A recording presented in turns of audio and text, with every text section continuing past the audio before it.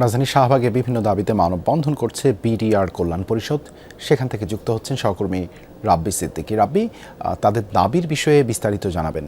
আসলে এটি তাদের কিন্তু অনেক দিনেরই দাবি এবং এই দাবিতে আমরা দেখেছি বিগত অন্তর্বর্তী সরকারের সময় প্রায় প্রতিদিনই তারা কিন্তু নানান কর্মসূচি পালন করেছেন। তারা বিডিআর সদস্যরা তাদের পরিবার চাকরি ফিরে পাবার দাবিতে তারা এই মানববন্ধন করছেন এবং এখানে দেখতে পাচ্ছেন যে আসলে এই বিডিআর কল্যাণ পরিষদের ব্যানারে রাজধানীর শাহবাগে তারা এই বিডিআরের সদস্য যারা চাকরিচ্যুত সদস্য তারা ক্ষতিপূরণ চেয়েছেন, চাকরিতে পুনর্বহলের দাবি জানিয়েছেন এবং সেই দাবিতে কিন্তু তারা এখানে অবস্থান নিয়ে আছেন।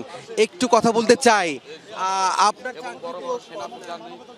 বিডিআরের ঘটনার সময়ই চলে গেছে, এখন চাকরি ফেরত পাওয়া সম্ভব? হ্যাঁ, আমার বয়স হিসাবে এখন আমার 1.5 বছর চাকরি আমি আছে। আমাকে বাধ্যতামূলক অবশ্যই দিতে বিনা অপরাধে। আমি সে সময় এই বাইতুল চট্টগ্রাম ছিলাম, কিন্তু ঘটনা হলো পিলখানায়।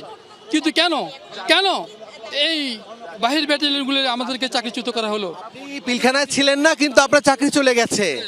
আপনি কি পিলখানায় ছিলেন? না, আমি পিলখানায় ছিলাম না।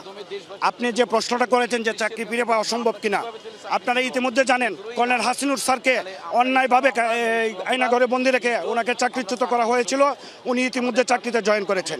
আবার আপনারা এই বিষয়টাও জানেন 2006 সালে বিএনপি যখন ক্ষমতায় ছিল তখন কিছু এসআইয়ের একটা বেসকে তারা চাকরি দিয়ে গিয়েছিল।